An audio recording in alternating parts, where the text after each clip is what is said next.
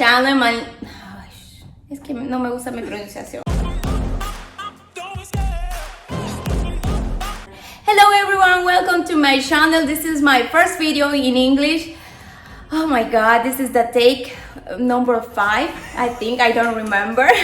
But I'm so excited to having you here and having Maxwell, my special guest. He's flight attendant. He has been working 3 years on that job, and we want to know more about his job and about him because we see flight attendants as heroes.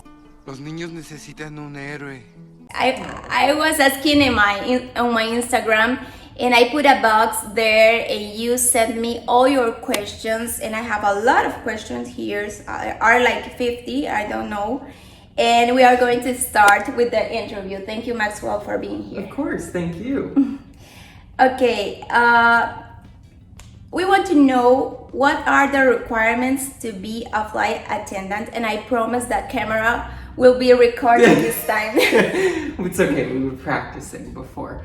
Okay, so there's quite a few requirements to become a flight attendant. The biggest one is that they want you to have customer service experience. Doesn't matter if it's in a restaurant or in a retail store, but they want you to have some sort of experience because you're working with hundreds of people every day of all different cultures and backgrounds, and they're coming from all different types of situations.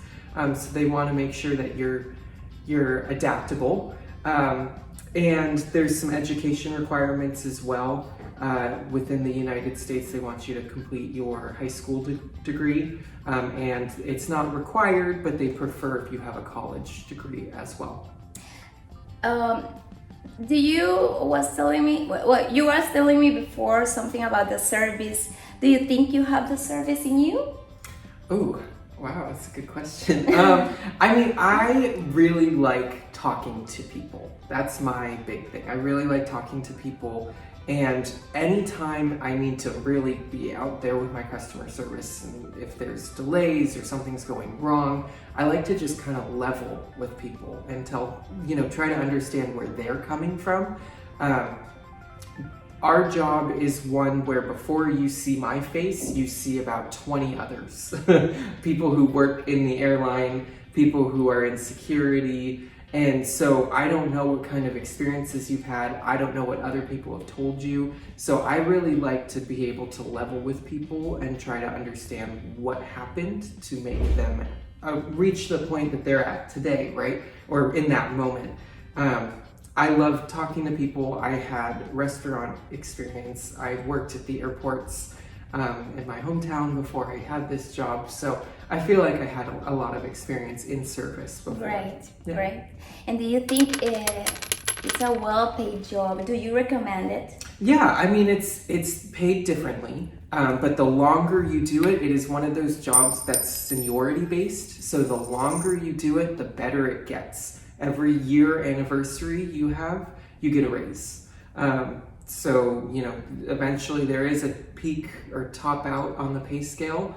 But each year it gets better, you get paid better, and it's fun. It keeps you on your toes. And you said something before about that they only pay you if you are flying. Yeah, so that's something that a lot of people don't know. We only get paid when the boarding door is closed. So only when the plane is flying, that's when we are getting paid. We do not get paid for boarding. We do not get paid for time in between flights. We only get paid for boarding. So the flight itself. A lot of people don't know that. And that's a big debate right now. So that could change soon, and we're hoping it changes soon because that'll mean more money. Wow, and this is, how do you say, first-hand information? Esta información vale millones. Oh, really? Yeah, I know. See, a lot of people didn't know that. So, yeah. Okay, well, we have a question here. Okay. I want to know too, having turned off cell phones as a control how do you say, measure? Yeah. Is a lie, right? Are there more placebo or control measures or warnings for people? Okay, I think it's a very valid question, and it has to do with the radios on the plane. Another thing a lot of people don't know, which is kind of surprising, but the pilots who are flying the plane are talking down to the ground the whole time. The ground is giving them directions on where they go from air traffic control. So they need, and they have very, very, very strong radio antennas on those planes because the planes are so high up and they're talking to people on the ground. Newer planes have technology where everyone can be on their phones, but it's not a required, But you can know which plane is new and which don't. So yeah, and most of the ones that are flying now are the newer ones. Every once in a while you'll get on an older one, but most of the ones flying now are new. It's a two-sided thing though. One, we don't want people to be distracted during what we call critical phases of flight. So that's takeoff and landing. Those are the 2 times of the flight where... Oh my god, but I prefer to be distracted. I get that. Oh my god. But those are unfortunately the 2 times where something could go wrong, or most likely to go wrong. So we try to keep people off of their devices at that time so that if something happens and we need to get someone's attention quickly, that they're not in their phone, on their iPad, watching a movie. People still do it, and people are welcome to do it, but it's, it's one of those things you want to be a little bit more, pay attention to. Okay, now you know, pay attention, please. Okay, this is a strong question. Uh-oh. You know how many times the people send me the same question? I don't know how to, I'm going to beep that part or something. Oh no, I think I know what it is. Have you ever found someone having beep in the bathroom, or are they urban legends? And what do you do if you find someone? Well, I'm going to ask 3 in 1. Okay. Have they ever proposed to you? Ask me. Oh my goodness. Okay. So that's so funny. It could. It absolutely could. I've been asked that question a lot. Oh my god, I think I'm rich. No, I've been asked that question a lot about, do people actually do that? The answer is no. I've never seen it. I have not. I know people, I have friends who I work with who have. I have not. My thing is those bathrooms are so small. But you know what? New airplanes has the little tiny bathrooms. Yes. And the old planes used to have better bathrooms. Yes, that is true. Bigger. And the new, I fly in a lot of the new planes, and they're really small. I can't even fit in there, and I'm almost 6 feet tall and skinny. I can't imagine anyone bigger than me. No. Even if someone's traveling pregnant, I see these pregnant ladies struggling to get in and out just because it's so narrow. Yes. So I don't. Now, has anyone ever asked me? Oh my God. No, I have not yet. Not yet. You're right. It could happen. But I do. But people like to flirt with. People flirt. I mean, if you think about it, especially we have alcohol. That thing is basically, especially going to Vegas or Cancun, the party destinations, Miami. That's a bar in the sky, and people start to get a little crazy, and they will ask crazy questions. They get a couple drinks in them, and they start getting a little comfy. Okay, this is a good one. How do you manage the annoying passengers? No, annoying passengers. It's very common. Yeah, it is common. It's kind of like what I was talking about earlier. I try to come back down to where they're coming from, and something that seems very simple, like traveling, to me, because I do it all day, every day, may not be to someone else. So I like to try to understand where they're coming from. I think patience is really important. I have to try to take a breath, In today's environment too, you never know if someone's recording you. You never know if there's... You have to be a saint. Yes, if there's malicious intent. So I've had to work really, really, really hard on like kind of even myself before I talk. Like, let me take a deep breath before I say something I'm gonna regret. But again, I just like to understand where they're coming from and why. Now, if it's intentional, it's very quick too. What I can at least identify very quickly if someone is intentionally trying to be annoying and break a rule, or versus someone who's genuinely like just unsure, has never traveled before, really doesn't know what's going on. I have a little bit more having a breakdown there. Yeah, I'm a little bit more sympathetic to those people, the ones who are annoying or think that the world revolves around them. That's a little difficult.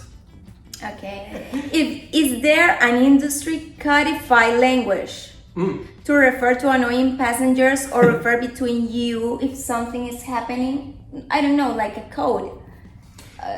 To show your other coworker that's something. Yeah, there are a couple things that we can do, but most of the time with our coworkers, since there's I'll do like that. Yeah.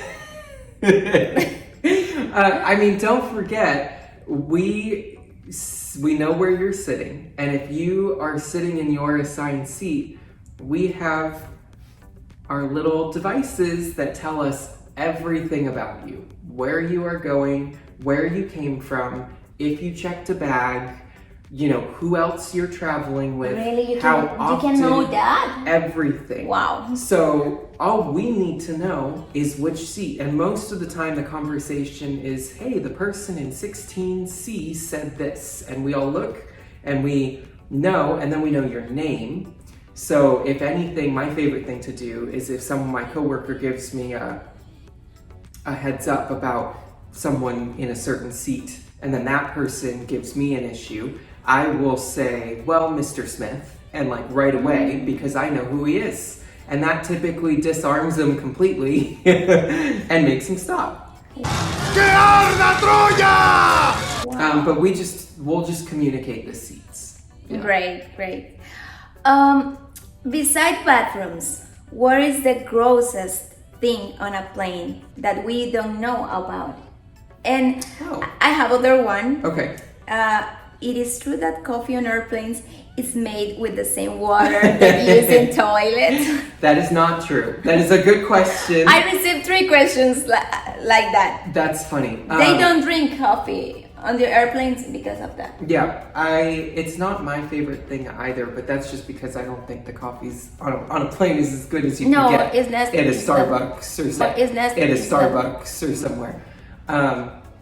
But the grossest, I mean, the bathrooms are pretty gross. I really don't like the bathrooms. And I mean, you see people put your shoes on. That's not water on the floor, by the way. Like, I will let you use your imagination. But people go in there barefoot with their socks. They let their children go in there barefoot or just with their socks on. It's a great recommendation, yes. It's so gross. I will say, okay, you know what? Here's the one other grossest place, and that is going to be the tray table in front of you that you use like to eat or drink off of. I will remember to clean up. Yes. Wipes. Pandemic times or not, the cleaners do clean them, but you should always travel with hand sanitizer wipes and little cleaning wipes. Just wipe it down, because I've seen people put their dogs on those tray tables. I've seen people like play with their kids on those tray tables. I've seen people just sneeze and not cover their mouths, throw up. You don't know who was there, what was there before. So that's probably next to the bathrooms, the second grossest place. Great.